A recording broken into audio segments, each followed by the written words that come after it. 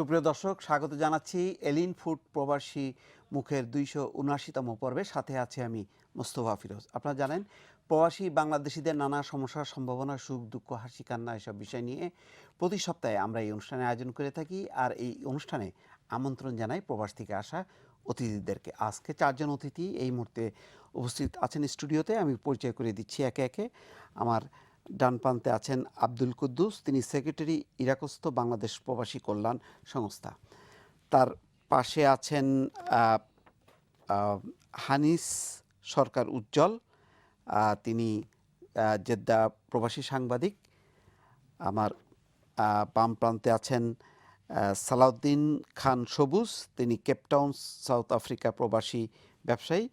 এবং তার পাশে আছেন হাসান আক্তার, মোহাম্মদ হাসান আক্তার, তিনি সৌদির তাবুক প্রবাসী ব্যবসায়ী। 4 জনকে স্বাগত জানাচ্ছি। দর্শক, স্বাগত জানাচ্ছি আপনাদেরকেও। আমরা আলোচনা করব এবং আলোচনার ফাঁকে ফাঁকে প্রবাস থেকে আমাদের প্রতিনিধিদের পাঠানো নানা ধরনের প্রতিবেদন আমরা আপনাদেরকে দেখাবো। আমরা আলোচনায় যাচ্ছি সরাসরি। প্রথমেই আসি আমরা ইরাকের, যেহেতু এই দেশের আপনার আগে আরেকজন অতিথি আমরা পেয়েছিলাম ইরাক নিয়ে, আমাদের ওখানের যে অবস্থা, কিছু কথা বলেছিলেন, আপনি যদি একটু বলেন। ধন্যবাদ বাংলা ভিশনকে। বাংলা ভিশন টেলিভিশন আমাদের ইরাক নিয়ে কিছু বলার জন্য। অনেক টেলিভিশন দেশে আছে, মিডিয়া আছে, আমাদের নিয়ে কেউ তেমন কিছু বলে না। আমরা বাংলাদেশ সরকারের মনে হয় একটা অবহেলিত দেশে বসবাস করছি। বাংলাদেশ সরকারের আমি বিগত প্রায় 9 বছর ইরাকে আছি। এর ভিতরে মাত্র একটাবার দেখছি বাংলাদেশ উচ্চ পর্যায়ের এক মন্ত্রী মহোদয়, প্রবাসী কল্যাণ মন্ত্রী মহোদয় ইরাক সফর করেছেন। তারপরে এ পর্যন্ত আর কোনো মন্ত্রী ইরাক সফর করেননি। আমরা শত কষ্টের মাঝেও হয়তো সরকার জানে ওখানে 30 থেকে 40 হাজার প্রবাসী থাকেন, জি, কিন্তু বাস্তবে আমরা 70 থেকে 80 হাজার প্রবাসে ইরাকে আছি। আমরা প্রত্যেকে প্রতি মাসে 40 থেকে 50 হাজার টাকা আমরা বাংলাদেশে রেমিটেন্স পাঠাচ্ছি, কিন্তু সরকার জানে 30 থেকে 32 হাজার বা 40 হাজার এই ধরনের।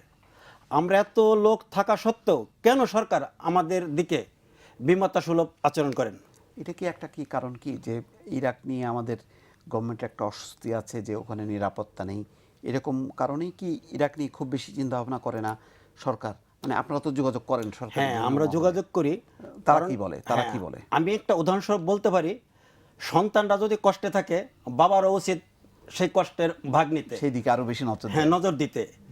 আমরা এত কষ্ট করি, এত রেডিমেডস পাঠাচ্ছি বাংলাদেশে, কিন্তু সরকাররা কেন ভয় পাবে? আমরা যেখানে 70 থেকে 80 হাজার লোক জীবনের ঝুঁকি নিয়ে বাংলাদেশের জন্য, বাংলাদেশ সরকারের জন্য, বাংলাদেশ জনগণের জন্য, আমাদের ফ্যামিলির জন্য কাজ করে যাচ্ছি, তাহলে কেন তারা অত সাহস নিতে পারবে না? কেন একটু ঝুঁকি নিতে পারবে না?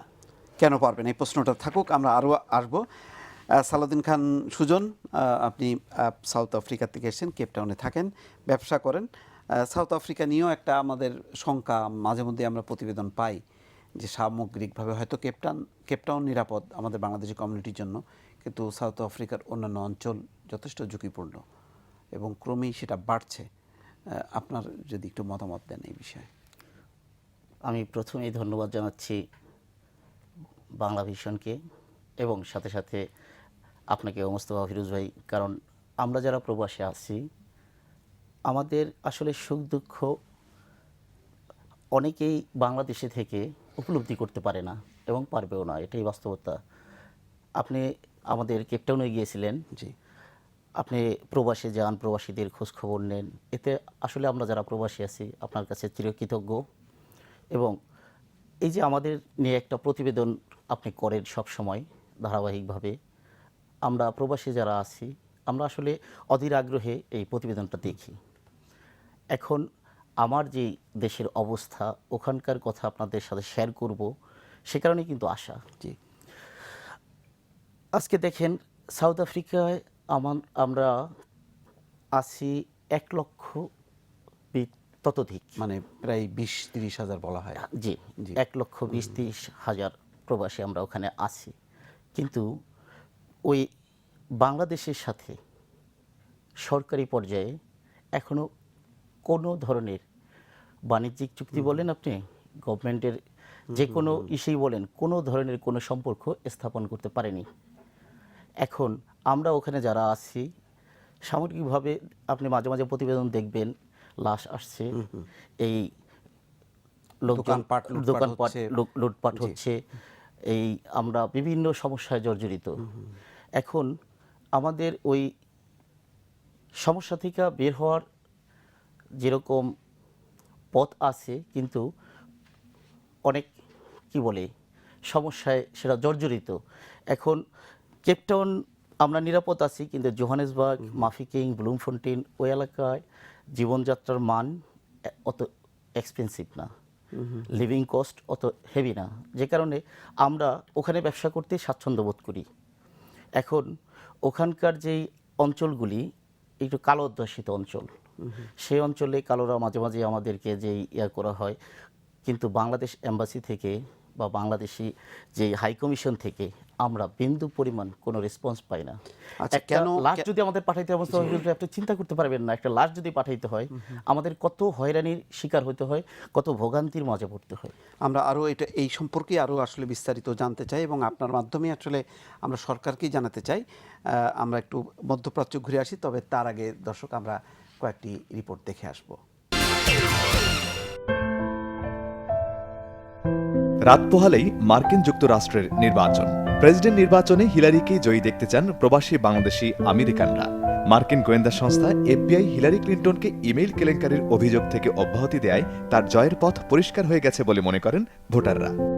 I hope it will be Hillary Clinton. Well, because she's a woman, and I hope there will be the first president woman. And because I'm a little bit afraid of the position, the the international political position of Mr. Donald Trump. Bangladeshi আমেরিকানরা মনে করেন Trump নির্বাচিত হলে যুক্তরাষ্ট্রে দাঙ্গা হাঙ্গামা ছড়িয়ে পড়বে, শঙ্কায় পড়বে লাখো অভিবাসী। African American, Hispanic, Asian American এর কোনো ভেদাভেদ নাই। তার মধ্যে যারা আমেরিকান ভোটার সবাই আমেরিকান, সবাই ইকুয়াল। ট্রাম্প সেই ইমিগ্রেন্টদের পছন্দ করে না, বা সেই ইমিগ্রেন্ট সে যদি ক্ষমতায় আসে সে বলে থেকে সেই ইমিগ্রেন্টদেরকে এখান থেকে বের করে দেবে। এই কারণে নর্মালি সবাই একটু আতঙ্কগ্রস্ত। এই জন্য সবাই মনে করে যারা ইমিগ্রেন্ট ভোটার এরা মনে করে যে হিলারি আসলে একটা স্থিতিশীল অবস্থা থাকবে। অনেক ভোটারই জানিয়েছেন ডোনাল্ড ট্রাম্পের বক্তব্য অভিবাসী ও মুসলিম বিদ্বেষী। দেশ পরিচালনার উদার কোনো নীতিও তিনি স্পষ্ট করেননি। তাই উদার রাজনীতিক হিলারিকেই ভোট দেওয়ার পক্ষে মার্কিন ভোটাররা। হিলারি সব দিক দিয়ে আমাদের কাছে যোগ্য মনে হয়। ট্রাম্প মুসলিম বিদ্বেষী কথাবার্তা বলে, তারপরে তার কথাবার্তায় ক্রেজি। হিলারি বলছে কলেজটা ফ্রি করবে, অ্যাটলিস্ট আপনার যদি ইনকাম কম হয় তাহলে এমন কিছু করবে যাতে যারা মানুষ অ্যাফোর্ডেবল কলেজ হয়। ট্রাম্পের সমর্থকরা তার বিজয়ের জন্য ভোট বিপ্লবের আশায় থাকলেও ডেমোক্রেটিক প্রার্থীর সমর্থকরা মনে করেন হিলারি বিপুল ভোটে নির্বাচিত হবেন। হিলারির জয় এখন সময়ের ব্যাপার বলে মনে করেন অনেকে। ডোনাল্ড ট্রাম্প নয়, হিলারি ক্লিন্টনই দেখবেন যুক্তরাষ্ট্রের মুসলিম সম্প্রদায়ের স্বার্থ। আর প্রবাসী বাংলাদেশের নাগরিকেরা চাচ্ছেন হিলারি ক্লিন্টনই জয় হোক। আজিমুদ্দিন অবি, বাংলা ভিশন, নিউ ইয়র্ক, মার্কিন যুক্তরাষ্ট্র। জ্ঞান বিজ্ঞান আর প্রযুক্তিতেই বিশ্বের অন্যতম দেশের মর্যাদা লাভ করেছে এশিয়ার 4 টাইগারের দেশ দক্ষিণ কোরিয়া। বিশ্বের উন্নত দেশের সাথে তাল মিলিয়ে চলছে নতুন নতুন উদ্ভাবন। কোরিয়ায় বাংলাদেশি বংশোদ্ভূত মানোয়ার হোসাইনের কিছু উদ্ভাবন সাড়া জাগিয়েছে। তিনি কোরিয়াতে ন্যানো সায়েন্টিস্ট হিসেবে বিশেষ পরিচিত। বর্তমানে South Korea Hanyang University chemical engineering ডিপার্টমেন্টে অধ্যাপক হিসেবে কর্মরত আছেন। জাপান ও অস্ট্রেলিয়ার বিখ্যাত বিশ্ববিদ্যালয় থেকে ন্যানো টেকনোলজির উপর বিশেষ ডিগ্রি অর্জন করে 2007-2012 পর্যন্ত কোরিয়াতে শিনিল কেমিক্যাল ইন্ডাস্ট্রিতে রিসার্চ অ্যান্ড ডেভেলপমেন্ট ম্যানেজার হিসেবে যোগ দেন। এখানে তার নতুন নতুন অটোমেটিভ ইন্ডাস্ট্রি, বিশেষ করে হুয়ান্ডাই, কিয়া, নিশান, স্যামসাং গাড়ির door trim, bumper, air intake model, engine cover, gear box ইত্যাদি তৈরি করেন। বর্তমানে তিনি ইউনিভার্সিটিতে রিসার্চ অ্যান্ড টেকনোলজির পাশাপাশি শিনিল কেমিক্যাল কোম্পানিতে চিফ টেকনিক্যাল কনসালটেন্ট হিসেবে আছেন।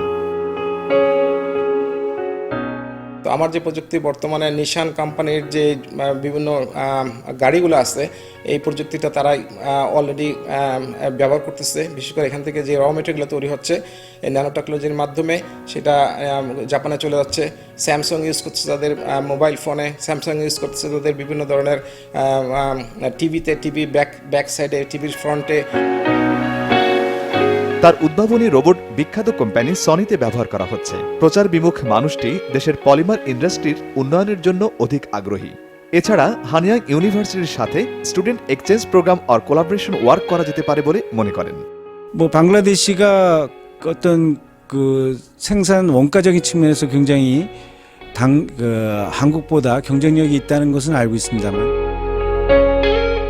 বাংলাদেশ সরকারের সহযোগিতা পেলে এই ধরনের ইন্ডাস্ট্রি বাংলাদেশেও করার ইচ্ছের কথা জানান তিনি।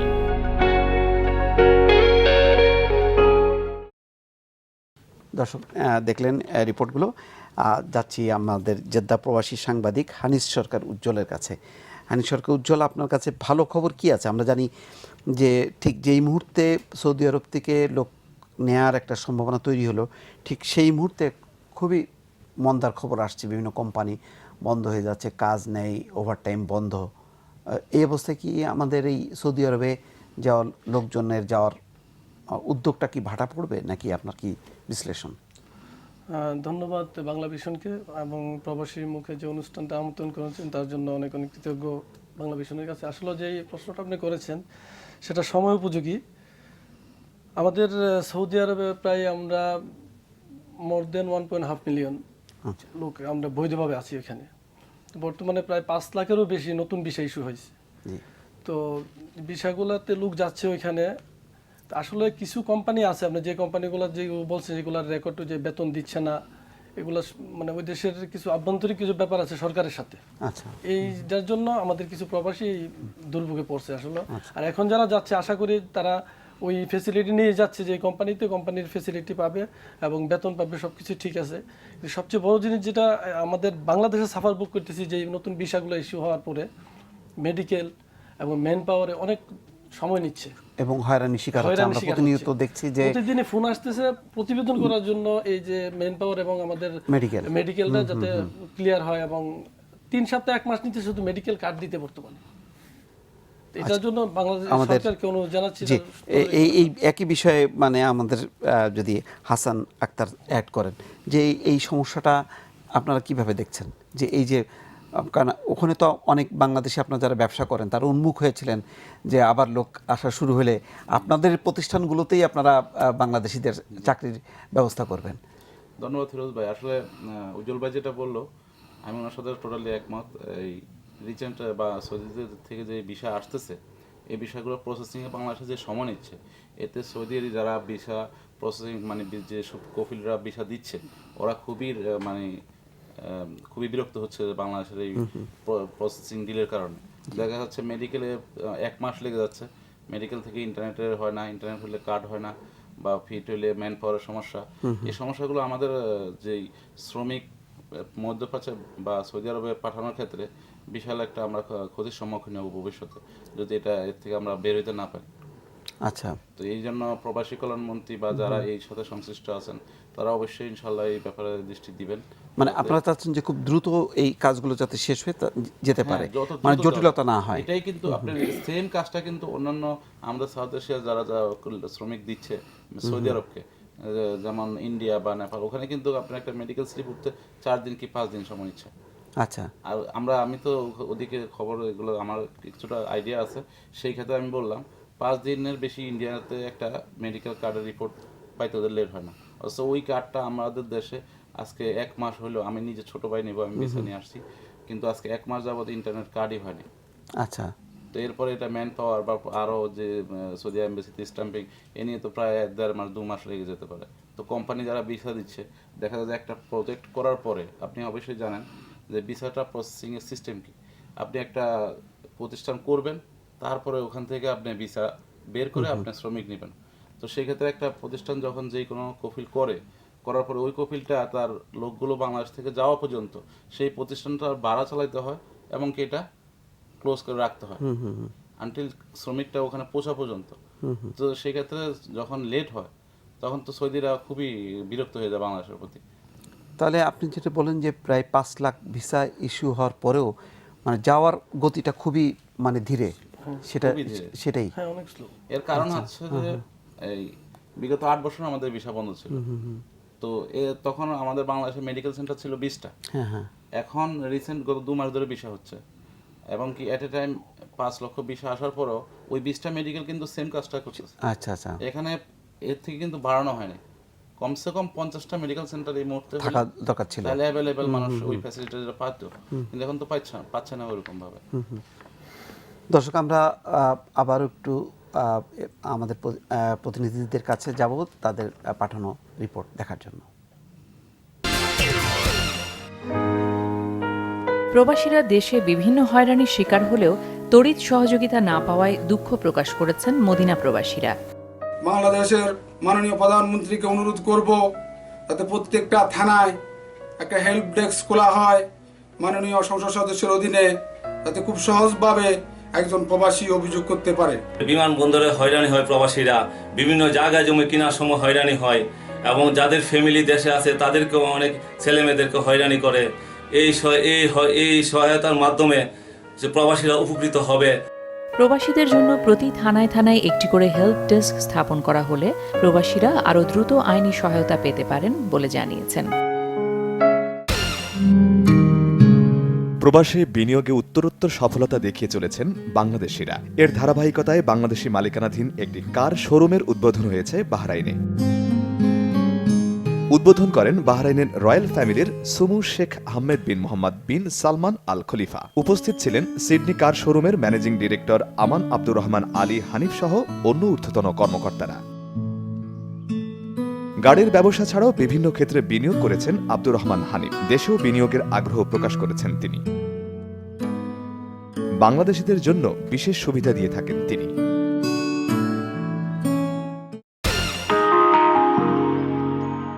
আওয়ামী লীগের প্রেসিডিয়াম সদস্য, চট্টগ্রাম দক্ষিণ জেলা আওয়ামী লীগের সাবেক সভাপতি আখতারুজ্জামান চৌধুরী বাবুর মৃত্যুবার্ষিকী উপলক্ষে আলোচনা সভা, দোয়া মাহফিল ও কাঙালি ভোজ করেছে সংযুক্ত আরব আমিরাতে বঙ্গবন্ধু পরিষদ। ইফতেখার হোসেন বাবুলের সভাপতিত্বে এতে বক্তব্য রাখেন সংগঠনের সিনিয়র সহ সভাপতি ইমরাত হোসেন ইমু, আখতারুজ্জামান চৌধুরী বাবু স্মৃতি সংসদ ইউএইর সভাপতি ইয়াসিন চৌধুরী, আব্দুস সামাদ, জামাল উদ্দিন, এস এম আলাউদ্দিন, সেলিম উল্লাহ আনসারী সহ অন্যরা। তার যোগ্য উত্তরসূরি ভূমি প্রতিমন্ত্রী সাইফুদ্দিন চৌধুরী জাভেদ পিতার অসমাপ্ত কাজ সম্পন্ন করবেন বলে আশা করেন বক্তারা। দর্শক, আমরা দেখলাম, আমরা একটা ছোট্ট মন্তব্য জেনে আমরা বিরতিতে যাব। আপনার কাছে আসি, যেই জটিলতাগুলো আমরা দেখছি যে জেদ্দার ক্ষেত্রে বা সৌদি আরবের ক্ষেত্রে, একই জটিলতা কি ইরাকের ক্ষেত্রেও কিনা? ইরাকের ক্ষেত্রে জটিলতা এর চাইতে বেশি। আচ্ছা, কিরকম?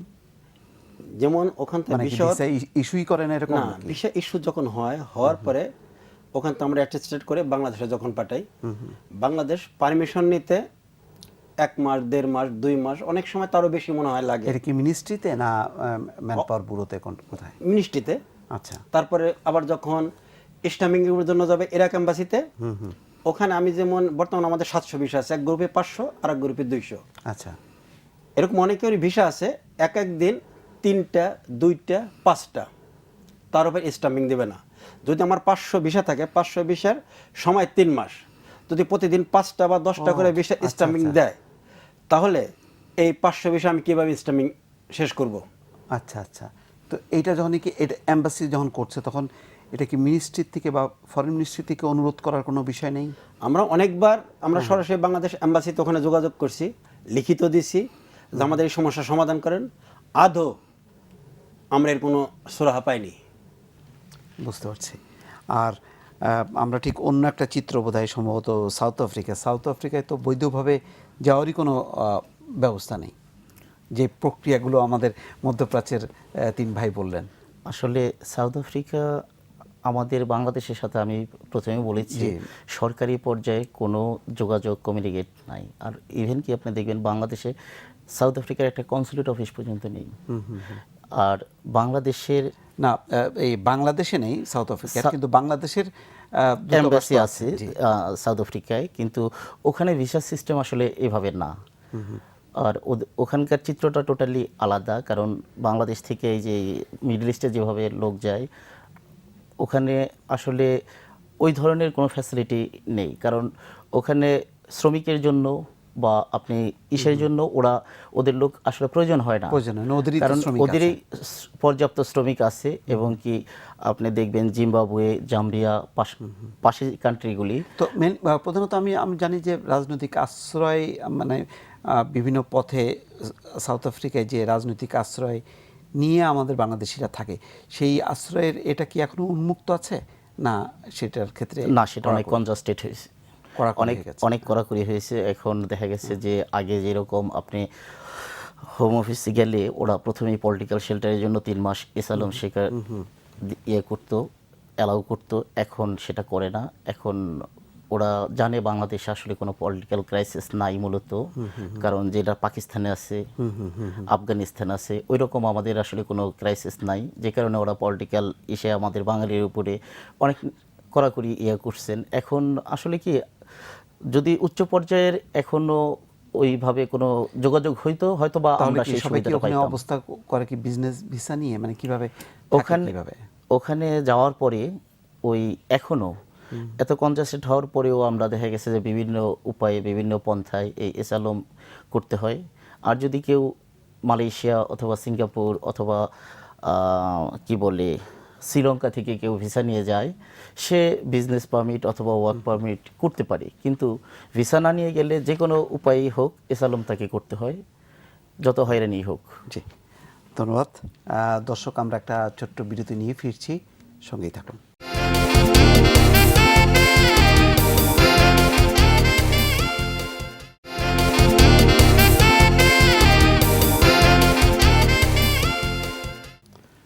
সুপ্রিয় দর্শক, আবারও স্বাগত এলিন ফুড প্রবাসী মুখ অনুষ্ঠানে। সঙ্গে থাকার জন্য ধন্যবাদ। আমরা দ্বিতীয় পর্বে আমরা আলোচনা শুরু করব, তবে শুরুতে আমরা দেখে আসি কয়েকটি প্রতিবেদন। 11 নভেম্বর উদ্বোধন হতে যাচ্ছে কাতারের শিল্পনগর আল শাহানিয়া শেখ ফয়সাল ক্যাম্প বাংলা বাজারে বাংলাদেশিদের সর্ববৃহৎ ওশান গ্রুপের প্রতিষ্ঠান হাইপার মার্কেট ওশান মার্ট। সুলভ মূল্যে প্রবাসীদের বাংলাদেশি পণ্য সরবরাহের লক্ষ্যে এই প্রয়াস বলে জানান ওশান গ্রুপের স্বত্বাধিকারী মোহাম্মদ বেলাল। কাতারের শিল্পনগর আল শাহানিয়াতে ওশান গ্রুপের আরেকটি প্রতিষ্ঠান রিটেইল শপ বাংলা মার্ট উদ্বোধন করা হয়েছে। সুযোগ সুবিধা দেওয়ার জন্য যে আমাদের আলু, পেঁয়াজ, মাছ, এই ধরনের যত ব্র্যান্ডের মাল আছে আমরা এগুলোই এবং আমরা এতে করে আমাদের টাকা সাশ্রয় হবে, বাংলাদেশি টাকা আমাদের এই সাশ্রয় দ্বারা আমরা অনেক কিছু উন্নয়ন করতে পারবো। আমরা আন্তরিকভাবে ধন্যবাদ। আগামী শুক্রবার থেকে এই মার্কেট চালু হবে। আপনারা সব বাঙালি ভাইদেরকে অনুরোধ করা গেল এবং সবাই আসবেন। সাংবাদিক ইকবাল করিম নিশান ইতালি আগমনে ইউরোপের সাংবাদিকদের পরিবার all European Bangla press club আইবা পিসি আয়োজন করে এক মতবিনিময় সভার।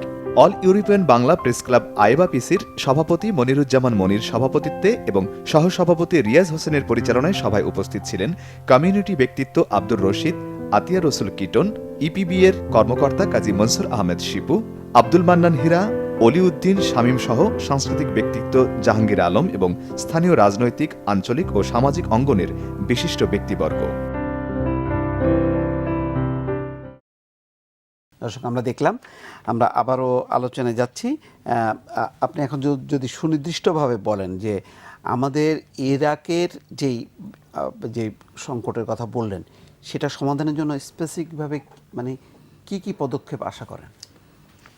আমি বাংলা ভিশনের মাধ্যমে যাতে আমাদের সরকারি উচ্চ পর্যায়ে এই অনুষ্ঠানটা দেখেন বা আপনারা কোনো খবরের মাধ্যমে তাদের কানে খবরটা পৌঁছাতে পারেন।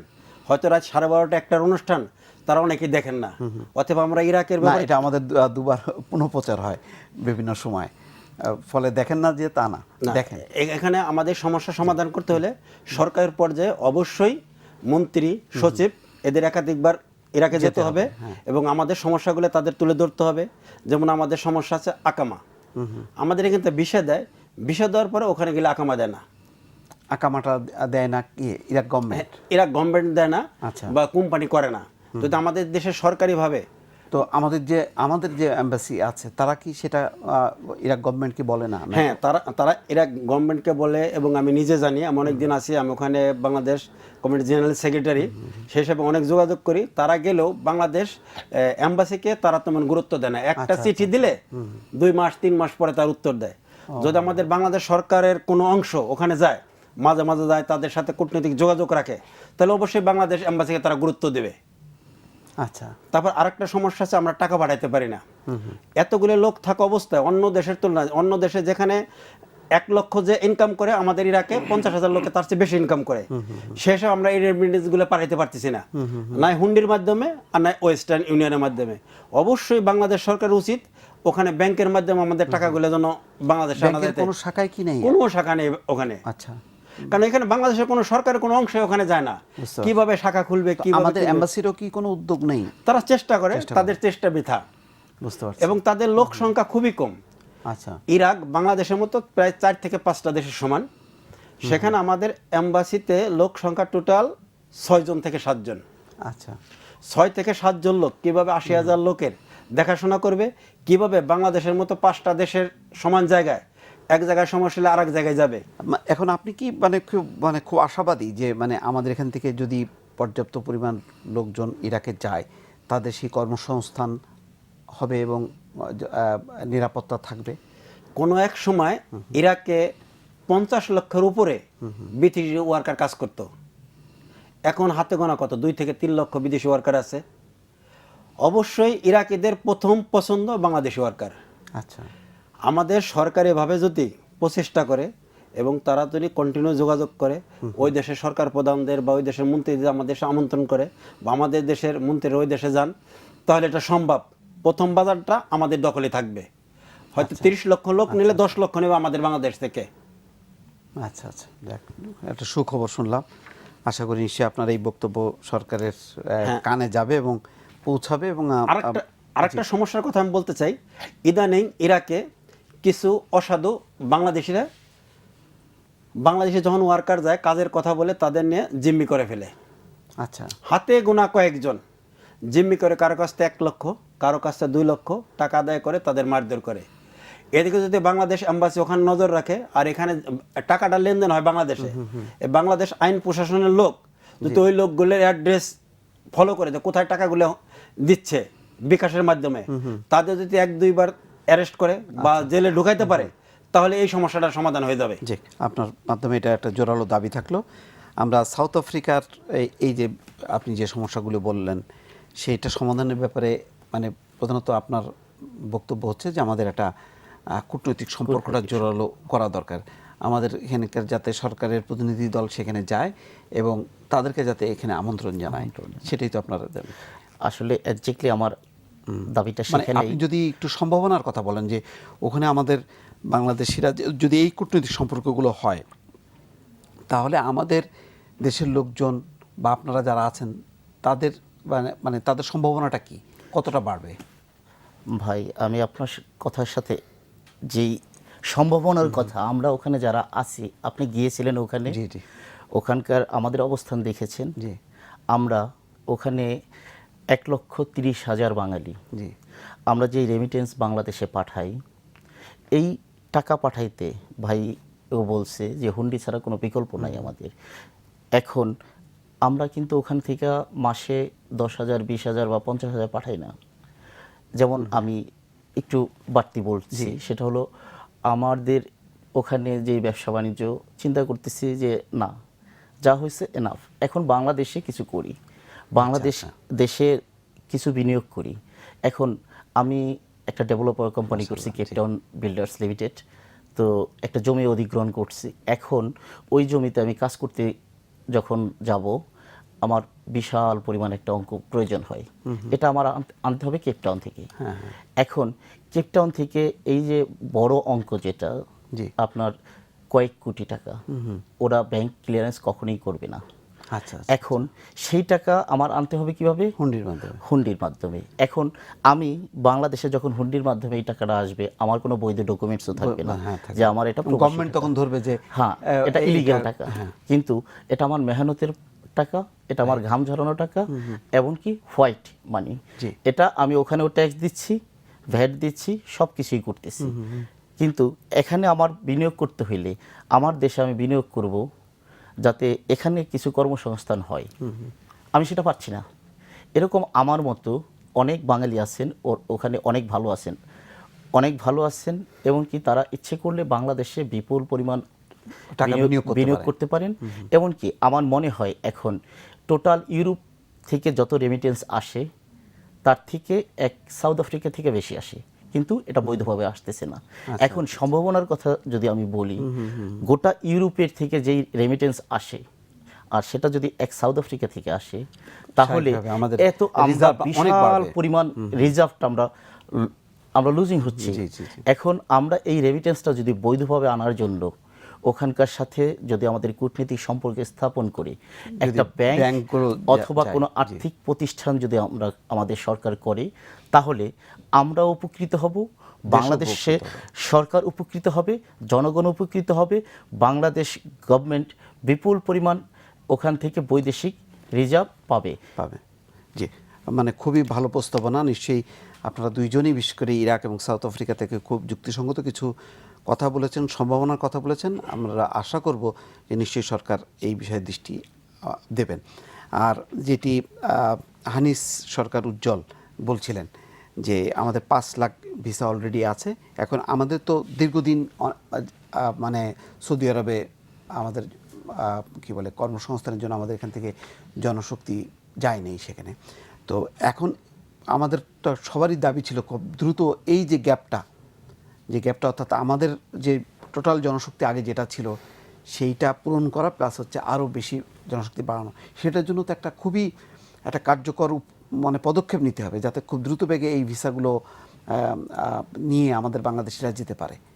ডেফিনেটলি যদি আপনি এই কার্যকরী পদক্ষেপটা না নেওয়া হয়, আমাদের প্রধানত আমাদের বাংলাদেশের যে জটিলতা হচ্ছে এটাই কিন্তু মেনলি, ওইখানে কিন্তু ভিসা পাইতে কোনো সময় লাগতেছে না। ওইটা বাংলাদেশিদের ভিসা অ্যাপ্লাই করার সাথে সাথে বাংলাদেশের ভিসা দিচ্ছে, সব ধরনের ভিসা, হ্যাঁ সব ধরনের ভিসা দিচ্ছে। আর সবচেয়ে বড় আরেকটা সমস্যা হচ্ছে আপনার যে ড্রাইভিং যে ভিসাগুলা, হাউস ড্রাইভার, হাউস মেট, এই ভিসাগুলো তো স্ট্যাম্পিংয়ে হচ্ছে না। মনে হয় আপনার যদি 100 ট্রাভেলস হতো তার মধ্যে 10টাতে হচ্ছে, 90টাতে হচ্ছে না।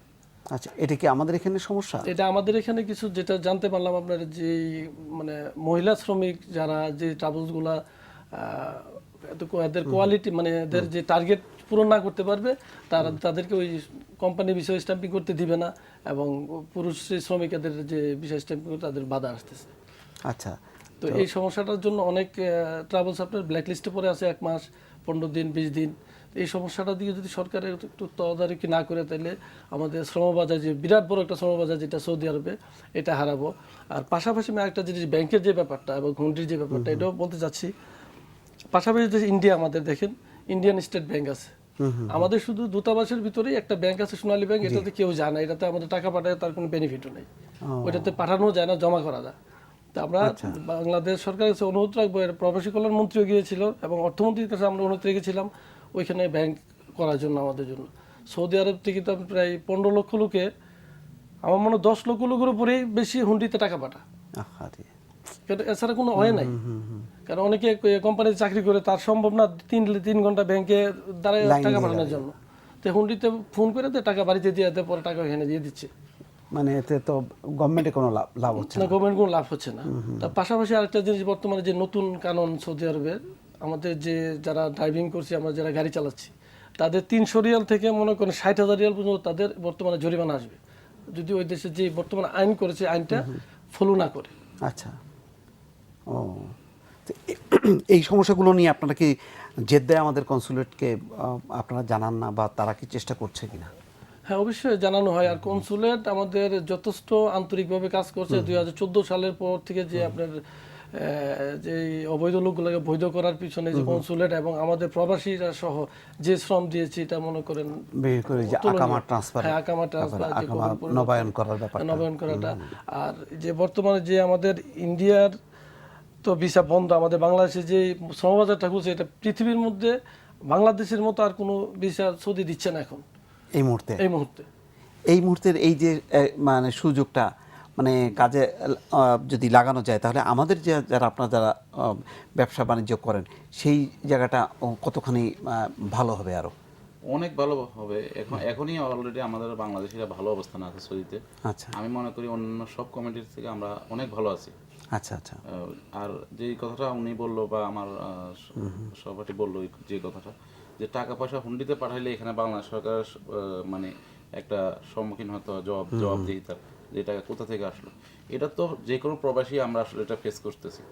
কারণ হলো আপনার সৌদিতে তো আপনার ব্যবসা করার কোনো অফিসিয়াল কোনো কারণ নেই। অফিসিয়াল কারণ আমরা সবাই শ্রমিক। হ্যাঁ। আমরা শ্রমিকের বিষয় কি হয়তো আমাদের দক্ষতা বাংলাদেশে আমরা হয়তো দেখা যাচ্ছে যে কোনো জায়গায় আমরা কিন্তু আমাদের একটা স্থান গড়ে নিতে খুব সময় লাগে না।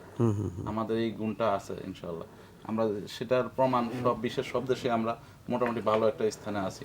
তো এখন অনেকে আছে যে অনেক ভালো টাকা ইনকাম করে, যেটা সৌদি গভর্নমেন্টকে শু করার মতো না। যেমন আপনি মাসে মনে করেন যে 50,000 রিয়াল কামাচ্ছেন, এমন অনেক ভাই আছে আমাদের যারা বাংলাদেশি টাকায় প্রতি মাসে 10 লক্ষ 15 লক্ষ টাকা ইনকাম আছে, কিন্তু সরকারের খাতায় সে কমপ্লিট হয়তো 20,000 বা 30,000 টাকা শো করতে পারছে। এখন বাকি টাকাটা সে কিভাবে আনবে? সে অবশ্যই নিরুপায় হুন্ডির মাধ্যমে আনতে হচ্ছে। তো আমি ওনাদের সাথে এই জিনিসটা বলতে চাই যে বাংলাদেশ সরকারের উচিত যারা প্রবাসে, যেমন আমরা আছি 20 বছর যাবত, যারা 20 বছর 25 বছর 15 বছর মোর দেন 10 ইয়ার্স অ্যাটলিস্ট যারা আছে, তাদেরকে একটা সুযোগ দেওয়া দরকার। তাদের কিছু টাকা, দেশের টাকাগুলোরে মানে এই কোনো রকম সরকারের ট্যাক্স বা কোনো জবাবদিহিতা ছাড়া এটা বৈধ করা দরকার। আমার দেশে এই ধরনের সুযোগ দেওয়া হচ্ছে, রাজনৈতিক নেতারা বা আমলারা এই সুযোগটা নিচ্ছে কালো টাকা সাদা করার। কিন্তু আমরা প্রবাসীরা যারা টাকা পয়সা হয়তো হুন্ডির মাধ্যমে আনতে হয়েছে বাধ্য হয়ে, ওই টাকাগুলো কিন্তু আমরা এই মানে সাদা করার যে নিয়ম, এটা এই জিনিসটা আমরা করতে পারতেছি না। তো প্রবাসীদেরকে এটা টোটালি ফ্রি করে দেওয়া দরকার। আর একটা জিনিস হলো যে আমি বলবো আপনারা যে আমরা এখন সৌদিতে তো অনেক বাংলাদেশি, আমার মনে হয় সবচেয়ে অন্যান্য সব দেশের থেকে বেশি। তো আমাদের এখানে এখন সৌদি সরকার ফ্যামিলি বিষয়টা ওপেন করে দিছে। তো আমি তাবুকে আছি, আমাদের তাবুকে আমার মনে হয় 500-র মতো ফ্যামিলি আছি আমরা, আমাদের ছেলে মেয়েরা আছে। বাংলাদেশে কিন্তু একটা স্কুল, প্রাইমারি স্কুলে 100 জন বাচ্চা হলে সরকার একটা সরকারি প্রাথমিক স্কুল চালাচ্ছে, টিচারদের বেতন দিচ্ছে। আমরা ওখানে একটা বাংলাদেশ ইন্টারন্যাশনাল স্কুল বানাইছি, ওখানে আমরা 10 জন বা আমরা 20 জন আমরা একটা ইনভেস্ট করে ওখানে একটা স্কুল দাঁড় করেছি। এবং আপনি শুনে খুব খুশি হবেন, আমাদের বাংলাদেশ ইন্টারন্যাশনাল স্কুলের মধ্যে ইজিপশিয়ান, সুদানি বা পাকিস্তানি বিভিন্ন দেশের ছাত্রছাত্রীরা কিন্তু আমাদের স্কুলে পড়তেছে। তো পুরো সৌদিতে আমাদের 8টা কি 9টা স্কুল আছে বাংলাদেশ ইন্টারন্যাশনাল স্কুল। এর মধ্যে জেদ্দা বা রিয়াদে একটু নজরদারি হয়, কিন্তু বাইরে যারা আমরা আছি আমাদের স্কুলগুলোর প্রতি কখনোই সরকারের পক্ষ থেকে আমরা কোনো ধরনের সহযোগিতা পাচ্ছি না। কিন্তু এখনও আমাদের তাবুকের স্কুলের মধ্যে 400-র বেশি স্টুডেন্ট আমাদের বাংলাদেশি স্টুডেন্ট আছে। এই ছেলেমেয়েগুলো কিন্তু বাংলাদেশি, এদের পড়ালেখার সুযোগ দেওয়া কিন্তু সরকারের কাজ, কিন্তু দায়িত্ব, কিন্তু হচ্ছে না এইভাবে। ইভেন কি বইগুলো নিতেও আমরা কারগর পয়সাটা আমরা নিজেদের দিয়ে নিতে হচ্ছে। ধন্যবাদ। আমরা অনেক সমস্যার কথা শুনলাম, আবার সম্ভাবনার কথাও শুনলাম। আসলে এই সমস্যাগুলো যত দ্রুত সমাধান করা যাবে তত বেশি মানে আমাদের সম্ভাবনাটা উজ্জ্বল হবে। এবং সবচেয়ে চারজনই যেই বিষয়টার উপর গুরুত্ব দিয়েছেন আজকের এই আলোচনায়, সেটি হলো যে আমাদের বৈধভাবে টাকা পাঠানোর ব্যবস্থাগুলো সরকারকেই করতে হবে, তাহলে আমাদের রেমিটেন্সের প্রবাহ বাড়বে। আর এই প্রবাহটা যদি বাড়ে আমাদের রিজার্ভ শক্তিশালী হবে, আর রিজার্ভ শক্তিশালী হওয়া মানে আমাদের অর্থনীতিটা সবসময় একটা চাঙ্গা থাকবে। আমরা নিশ্চয়ই আজকের এই আলোচনা থেকে সরকারের কাছে এই দাবি করব যাতে প্রবাসীরা বৈধ পথে যাতে টাকা পাঠাতে পারেন। ধন্যবাদ জানাচ্ছি সালাউদ্দিন খান সুজন, হাসান আক্তার, হানিস সরকার উজ্জ্বল এবং আব্দুল কুদ্দুস। আপনাদের চারজনকেই ধন্যবাদ জানাচ্ছি। দর্শক, এই ছিল আমাদের আজকের আয়োজন। আমরা নিশ্চয়ই আগামী সপ্তাহে আবারও এই অনুষ্ঠানে আপনাদের সঙ্গে আমাদের দেখা হবে। আমরা শেষ করার আগে প্রবাস থেকে পাঠানো প্রতিবেদন দেখতে দেখতে এই অনুষ্ঠান থেকে বিদায় নেব। ভালো থাকুন, সুস্থ থাকুন সবাই।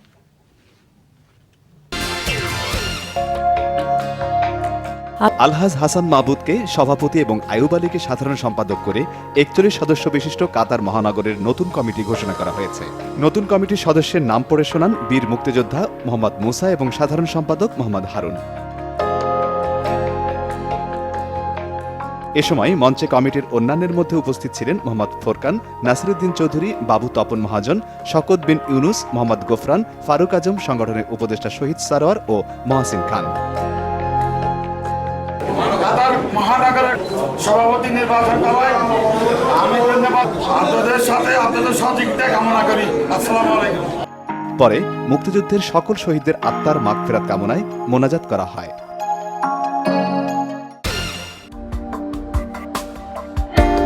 ওমানে 7 নভেম্বর উপলক্ষে বনভোজন উদযাপিত হয়েছে। মাস্কটের আল আমরাও গার্ডেনে এ আয়োজন করে ওমান প্রবাসী কমিউনিটি নেতারা।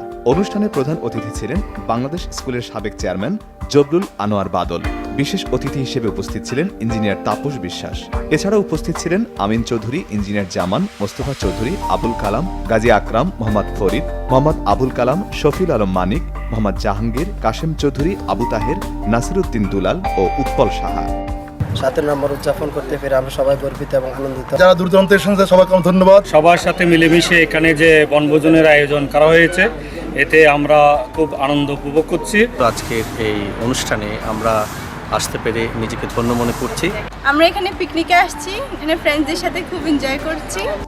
বনভোজন অনুষ্ঠানে ওয়াদি কবির, হামেরিয়া, হাল্লাদ সাদ, জেকলিন, আল খয়ের, মিসকা, আল আনসার, ওয়াইলজা, মাবেলা সানাইয়া সহ মাস্কটের বিভিন্ন অঞ্চল থেকে প্রবাসীরা তাদের পরিবার সহ যোগ দেন। 7 নভেম্বর উদযাপন উপলক্ষে আগত মেহমানদেরকে আমি সবাইকে জানাই শুভেচ্ছা এবং ধন্যবাদ। আদর্শ দল, এই দলের নীতি, যেহেতু আজকের পার্টটা 2 ভাগে বিভক্ত, একটা হচ্ছে যে আমাদের 7 নভেম্বর, আরেকটা হচ্ছে যে আলোচনা সভা। আমরা প্রবাসে থেকেও 7 নভেম্বর উদযাপিত করে আনন্দিত। শাখা কর্তৃক আয়োজিত 7 নভেম্বর আমরা। অনুষ্ঠানের সার্বিক ব্যবস্থাপনায় ছিলেন সাদ্দাম রাদি, মোহাম্মদ শামীম ও আব্দুর রহিম।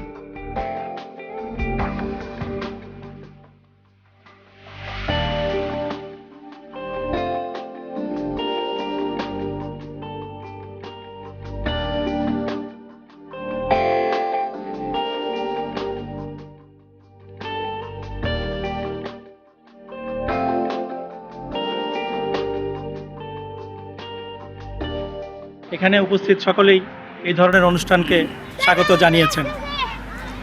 আমরাত গার্ডেন থেকে মাহবুব চৌধুরী, বাংলা ভিশন, ওমান।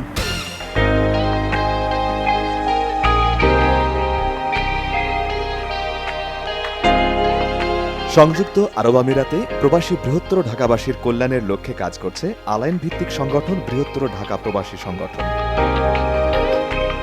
সংগঠনটির 2017-18 সালের পূর্ণাঙ্গ কমিটি ঘোষণা ও দ্বিবার্ষিক সাধারণ সভা অনুষ্ঠিত হয়ে গেল 4 নভেম্বর। সংগঠনের প্রধান উপদেষ্টা আমজাদ হোসেনের সভাপতিত্বে এতে বক্তব্য রাখেন হাজী আবু সাইদ, শেখ মোহাম্মদ ইব্রাহিম, নবনির্বাচিত সভাপতি HM ফারুক হোসেন। নতুন কমিটিতে যারা আসছেন সকলকে আমার উপদেশ, নির্দেশ, আদেশ সুন্দরভাবে পরিচালনা করবেন, যাতে কোনো ব্যাঘাত না আসে, স্বচ্ছ সুন্দরভাবে কাজ চালিয়ে যাবেন। কৃতজ্ঞতা প্রকাশ করছি আমাকে দ্বিতীয়বার সভাপতি নির্বাচন করার জন্য। উপদেষ্টা মণ্ডলীকে ধন্যবাদ দিচ্ছি যে আমাদের উপরে সকল দায়িত্ব হস্তান্তর করাতে আমরা কাজ করার সুযোগ পেয়েছি।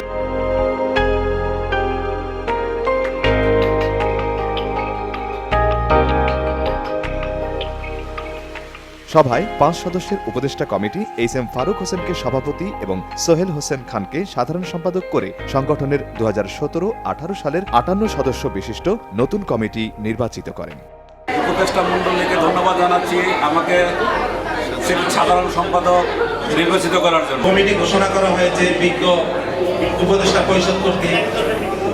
নতুনদেরকে আমি স্বাগত জানাচ্ছি। নতুন কমিটি ঘোষণা করেছে, আমরা এই কমিটির পক্ষ থেকে তাদের প্রতি আমি কৃতজ্ঞতা প্রকাশ করছি।